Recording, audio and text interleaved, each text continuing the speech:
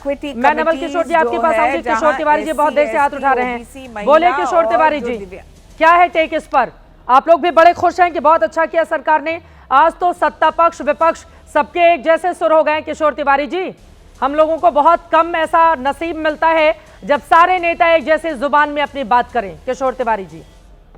नहीं देखो, मैं 1977 में इंजीनियरिंग में गया था। वहां मुझे SC ST के जो बच्चे रहते थे वो 15-15 साल से कॉलेज में थी। बाद में मैं IIT से उधर भी गया, IIM भी गया, वहीं भी विक्टिमाइजेशन का बहुत बड़ा रोल होता। लेकिन 2016 के अंदर एक बच्चे की आत्महत्या हुई, फिर दूसरी बच्ची की हुई, तो इसमें सुप्रीम कोर्ट में जब मामला गया तो सुप्रीम कोर्ट के डायरेक्शन पर UGC ने ये बनाया है। और UGC ने बनाया है तो इसका मतलब 2026 का ये एडमिशन है कि अभी भी हम इक्वल ट्रीटमेंट दे नहीं पा रहे। तो ये बात है।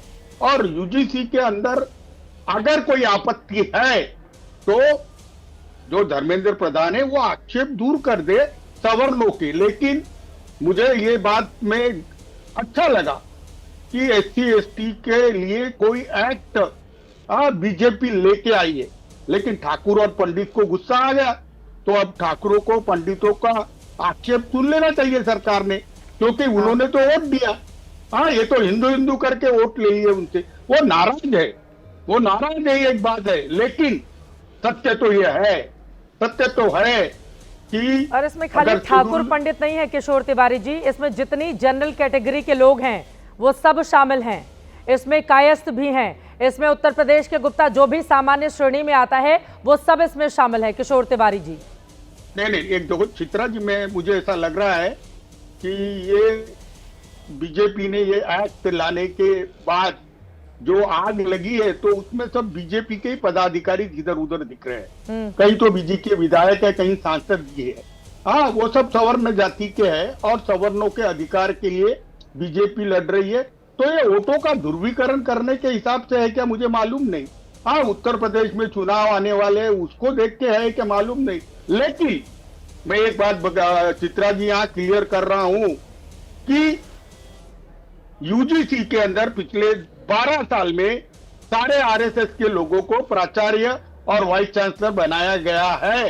तो ये लोग अगर किशोर तिवारी जी, आप लोग आरोप लगाते रहे कि RSS में हमेशा जो सवर्ण लोग रहे हैं, ब्राह्मण उसके मुखिया बनते रहे हैं। अब आप ये कह रहे हैं कि OBC को लेकर जो नियम आया है UGC में ज्यादातर RSS के लोग ही हैं। तो पहले तो क्लियर कर लीजिए कि क्या है RSS का टेक आप लोगों को लेकर। तो मैं आ रही हूँ इस वक्त एक बड़ी खबर आ रही है, उसके बाद मैं फौरन आपके पास आ रही हूँ। UGC के नए नियम पर विवाद बढ़ता जा रहा है। जगत गुरु परमहंस आचार्य ने प्रधानमंत्री नरेंद्र मोदी को चिट्ठी लिखी है। बड़ी खबर इस वक्त की आपको दे रहे हैं। जगत गुरु परमहंस आचार्य ने प्रधानमंत्री मोदी को चिट्ठी लिखी है और इस चिट्ठी में UGC के नए नियम वापस लेने की मांग की गई है। और UGC बिल वापस लें या फिर इच्छा मृत्यु की अनुमति दें, ये बोल रहे हैं वो, सुनिए। नरेंद्र मोदी जी को आज हमने पत्र लिख करके इच्छा मृत्यु की मांग किया है कि हे देश के माननीय प्रधानमंत्री नरेंद्र मोदी जी, आप या तो UGC की नए नियमावली को वापस कर लीजिए या मुझे इच्छा मृत्यु की अनुमति प्रदान कर दीजिए। जहां राष्ट्रीय स्वयंसेवक संघ, बजरंग दल, विश्व हिंदू परिषद और हिंदू संगठनों ने राष्ट्र की एकता और अखंडता के लिए अपने आप को खपा दिया, उस सब पर पानी फिर गया है। और देश के 35% सवर्णों की बहन बेटियों को बलात्कार के लिए इस नियमावली ने मजबूर कर दिया है। आपने तो यह भी रख दिया कि अगर SC ST OBC का लड़का झूठी शिकायत कर देता है तो पता लगने के बाद भी उसके ऊपर कोई कार्रवाई नहीं होगी। इससे बड़ा अन्याय और क्या हो सकता है?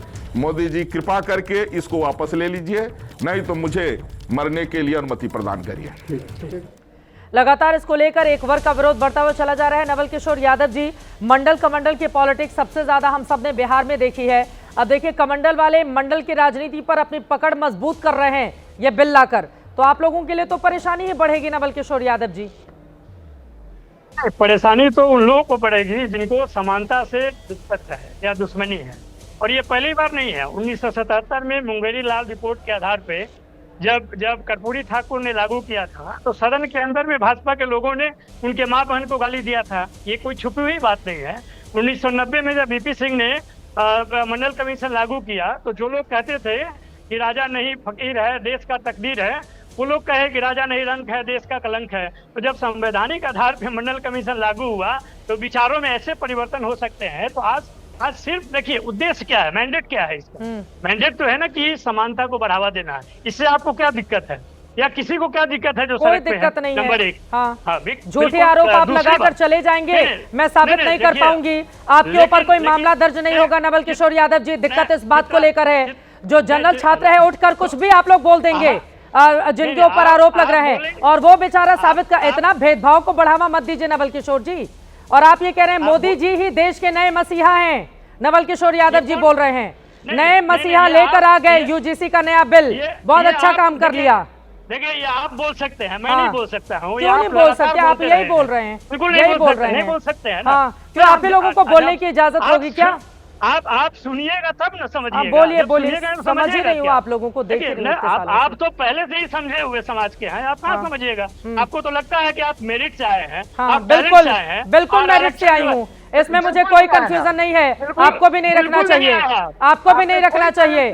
बिल्कुल मेरिट से आई हूँ, और मेरी जाति पर टिप्पणी करना गंदे बंद कर दीजिए नवल किशोर यादव जी। मैं यहाँ पर मैं मुद्दा नहीं हूँ, मैं मुद्दा नहीं हूँ, मैं मुद्दा नहीं हूँ नवल किशोर यादव जी, मैं मुद्दा नहीं हूँ। व्यक्तिगत टिप्पणी नहीं चित्रा त्रिपाठी पर। व्यक्तिगत आप टिप्पणी कर रहे हैं, व्यक्तिगत आप टिप्पणी। मैंने जब बात की और शुरुआत किया कि जब समानता और इक्वालिटी को लाने की कोशिश की गई, उस समय लोगों ने गाली दिए। एंटी मंडल एजिटेशन किसने किया? आप बताइए। जाति की बात कर रहे हैं तो वही तो मोदी जी अब नए मसीहा बन गए हैं ना। नहीं, मोदी अब तो ओबीसी के नए मसीहा नरेंद्र मोदी। ये तो आप कहते हैं। क्यों आप ही कह रहे हैं? इतना अच्छा काम किया उन्होंने। आपने कब कहा कि 93% विपक्षी नेताओं के खिलाफ में झूठे आरोप लगाए, झूठे केस दर्ज किए इस सरकार ने? आपने डिबेट किया? बताइए।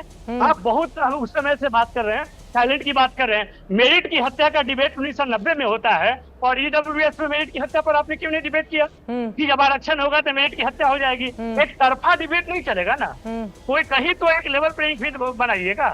आप कहीं इस बात को मानने को तैयार ही नहीं है। मैं तो कह रहा हूँ कि भारतीय जनता पार्टी ने एक तरफ कहती है कि हम ओबीसी का जो ये है उसको हमने कॉन्स्टिट्यूशन दर्जा दिया, लेकिन ओबीसी इंस्टीट्यूशन कहता है कि ओबीसी का गिनती होना चाहिए। वो माने नहीं, फिर पिछले 15 साल से नहीं मान रहे हैं, तो हम उनको तो कभी मान ही नहीं सकते हैं। लेकिन जिस बात पे आप डिबेट कर रहे हैं उसमें प्रमोशन ऑफ इक्विटी अगर उसका मैंडेट है तो प्रमोशन ऑफ इक्विटी से आपको समस्या क्या है या किसी को क्या समस्या है? मैं तो इस सवाल सिर्फ ये पूछ रहा हूँ। अगर इस बात पे किसी को दिक्कत है कि अगर कैंपस में आप कह रहे हैं प्रिंसिपल कौन है, कोई रिजर्वेशन नहीं है, आपके अनुसार सारे टैलेंट वाले हैं, वाइस चांसलर सारे टैलेंट वाले हैं, वहाँ तो कोई रिजर्वेशन ही नहीं है। फिर वहाँ पे ऐसा क्यों बोल रहे हैं नवल किशोर जी कि जो आरक्षण से जाते हैं उनके अंदर टैलेंट नहीं होता है? आप खुद अपमानित कर रहे हैं ऐसे लोगों को, SC ST के ऐसे लोगों को आप अपमानित कर रहे हैं ये बोलते हुए कि नहीं उनके अंदर टैलेंट नहीं है, वो आरक्षण से जाते हैं। नवल किशोर जी ये गलत बात है, मैं बर्दाश्त नहीं करूंगी ये बात, ये गलत बात है। जो लोग आरक्षण से जाते हैं उनमें बहुत सारे लोगों को मैं जानती हूँ जिनके अंदर बहुत टैलेंट है। नवल किशोर यादव जी आपने अभी कहा, अब दर्शक लाइव देख रहा है, सुन रहा है। दर्शक समझदार हैं, आपके इतना नहीं होंगे, लेकिन कम से कम इतना समझते हैं कि आप क्या बोलते हैं मैं क्या बोलता हूँ। मैंने बोला कि इसी टीवी डिबेट में 1990 में डिबेट हुआ कि नहीं? अरे 90 में तो हम लोग कितने छोटे होंगे, 90 की बात आप यहाँ पर लेकर अभी की बात हो रही है। छात्र सड़क पर उतरे हैं, नवल किशोर यादव जी छात्र सड़क पर उतरे हुए हैं, और मुझे लग रहा है आपको जानकारी नहीं है। आपको जानकारी नहीं है तो आप सुन लीजिए। यूजीसी के नए नियम का विरोध इसलिए हो रहा है, भेदभाव की परिभाषा एक तरफा बताई गई है। नियमों में SC ST OBC महिलाएं दिव्यांग शामिल हैं, जनरल कैटेगरी को पीड़ित नहीं माना गया है। सिर्फ आरोपी, वो ग्राफिक्स दिखाइए जरा, सिर्फ आरोपी माना गया है। जनरल कैटेगरी क्या मंगल ग्रह से आया है कि आप उसको आरोपी माने और वो बेचारा फिरता रहे? ये तो भेदभाव को बढ़ावा नहीं दिया जा सकता ना। संविधान ने सबको समानता का अधिकार दिया है नवल किशोर यादव जी। जिस समानता के अधिकार को लेकर बार बार आप लोग ये दावा करते हैं उसको मानिए भी। समानता का अधिकार देता है देश का संविधान, और अगर उसमें भेदभाव किया जाएगा तो विरोध किया जाएगा। सुनिए मेरी बात, जनरल कैटेगरी को पीड़ित नहीं माना गया, सिर्फ आरोपी माना गया। झूठी शिकायत पर सजा का प्रावधान नहीं है, फर्जी या गलत शिकायत करने वालों पर कोई जुर्माना या कार्रवाई तय नहीं किया गया है। 24 घंटे में कार्रवाई से यकीनन इसके गलत इस्तेमाल की आशंका बढ़ेगी। इक्विटी कमेटी में जनरल कैटेगरी का प्रतिनिधित्व नहीं है। ईओसी और इक्विटी कमेटी में जनरल कैटेगरी का कोई सदस्य नहीं है। कमेटी एक तरफा क्या फैसले नहीं देगी इसके खिलाफ नवल किशोर जी? एक तरफा है ये, आप मानिए या नहीं मानिए, बिल्कुल भेदभाव है इसमें। अरे जनरल कैटेगरी के छात्र मंगल ग्रह से आए हैं। आप बार बार बोल रहे हैं एक तरफा। एक ही बात आप बोल रहे हैं, आप सुनिए तो पहले। छात्रों के अंदर राजनीति अपनी चमकाइए, कोई भी हो, बीजेपी हो, आरजेडी हो, कांग्रेस हो, कोई भी दल हो, लेकिन कम से कम छात्रों को इस गंदी और घटिया जो जाति की राजनीति होती है ना, उससे दूर रखना चाहिए। छात्रों को बराबरी का मौका मिले, छात्रों को अच्छा मौका मिले, अच्छे शिक्षक उनको पढ़ाएं, उनको ऐसा मौका मिले, उनके पास अच्छी लाइब्रेरी हो, दुनिया भर की महंगी किताबें जो छात्र नहीं खरीद पाता है उसको मुहैया कराए सरकार। विदेशों से अच्छे टैलेंटेड शिक्षकों को बुलाकर ले आकर ट्रेनिंग दिया जाए छात्रों को, इसको बढ़ावा देना चाहिए। बैठ के यहाँ पर हर बात के, और रामधारी सिंह दिनकर ने कहा था ना, जाति जाति का शोर मचाते केवल कायर क्रूर। रामधारी सिंह दिनकर कहाँ से आते हैं? राष्ट्र कवि देश के। जाति की राजनीति में देश को गर्त में लेकर जाएंगे राजनीतिक दल, और उसमें बीजेपी हो, आरजेडी हो, कोई कम नजर नहीं आ रही है। सारे कायर लोग एंकर रूम में बैठे हुए हैं। बहुत सही, एंकर ही देश को चला रहे हैं, ये तो बहुत अच्छा। हम लोग इतने ताकतवर हो गए हैं, हमें लोग देश को चला रहे हैं। नंद किशोर यादव जी, हाँ, फिर इस तरह से एक वर्ग को भेदभाव का शिकार नहीं करना पड़ता और वो सड़क पर नहीं उतरता। तो आप बोल दीजिए ना, मोदी जी देश के मसीहा है, नए मंडल के मसीहा एक दौर पर, जिसको पर आप बोल दीजिए नए दौर के मसीहा है नरेंद्र मोदी। नहीं, हमारे बिहार पे आप क्यों बोलना चाहते हैं? अरे मैं नहीं बोलना चाह रही हूँ, और मैं तो भेदभाव के खिलाफ हूँ। मैं चाहती हूँ एससी एसटी छात्रों को, ओबीसी छात्रों को अच्छी लाइब्रेरी मिले, उनको अच्छी ट्रेनिंग मिले, उनको आगे बढ़ने का मौका मिले। जो एससी एसटी वर्ग के पैसे वाले लोग हैं वो गरीब दलितों का हिस्सा नहीं खा जाएं। मैं ये चाहती हूँ। आज का गरीब दलित आज भी गरीब ही क्यों बना हुआ है? लाइब्रेरी का फायदा केवल एससी एसटी ओबीसी का है, केवल एससी एसटी ओबीसी के लिए लाइब्रेरी बनेगा, क्या जाति के लिए नहीं बना। आप तो ये भी कह रही हैं हाँ कि लाइब्रेरी अगर कॉलेज में है तो सबके लिए है। और आपको ये भी नहीं मालूम है, चित्रा जी सुन लीजिए, बहुत आपने पढ़ के बताया, आपको ये अभी नहीं मालूम है कि कॉलेज में, यूनिवर्सिटी में एससी एसटी का लाइजन ऑफिसर है, ओबीसी का लाइजन ऑफिसर है, विमेन का कंप्लेंट सेंटर है, वहां पर हर चीज का है। इन्हीं चीजों को तो वो लोग वो सामने लाने का कोशिश कर रहे हैं। इसके आधार पे क्योंकि पिछले 15 साल से 118% डिस्क्रिमिनेशन बढ़ा है कैंपस में। ये आप रिपोर्ट तो पढ़िए कुछ, ये ऐसे ही नहीं आया है बिना किसी रिपोर्ट के। तो ईडब्ल्यूएस का रिजर्वेशन आ गया, मंडल कमीशन के रिपोर्ट के आधार पे आया तो उसमें बहुत समस्या थी। बिना किसी रिपोर्ट के आधार पे अगर आ गया तो उसमें कोई समस्या नहीं था। बाबा साहब आम्बेडकर ने जब इस देश में आरक्षण की बात कही थी तो उसमें बेहतरी की बात कही थी गरीब दलितों की। आज भी जो हमारे गरीब दलित भाई बहन हैं वो गरीब क्यों बने हुए हैं? गरीब दलितों के नाम पर राजनीति करने वाले वो कौन से सियासतदान हैं जो करोड़ों अरबों की प्रॉपर्टी बनाकर बैठे हुए हैं? और बेचारा हमारा गरीब दलित वो आज भी उसी तरह का गरीबी का शिकार है, वो आज भी गरीबी का शिकार ही है। नवल किशोर यादव जी, ठीक है, और हाल ही में अभी रिजल्ट आया था, ठीक है, मैं आ जाती हूँ। बाकी डीके दुबे जी के पास आऊंगी और उसके बाद संजय भट्टागर जी के पास।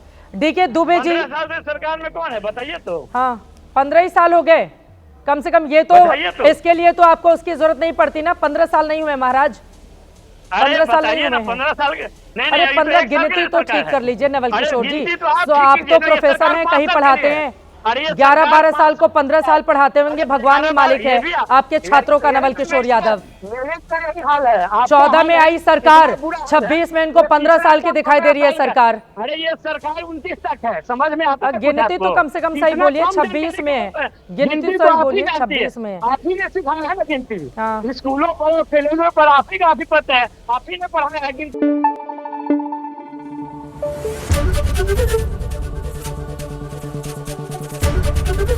एबीपी न्यूज आपको रखे आगे।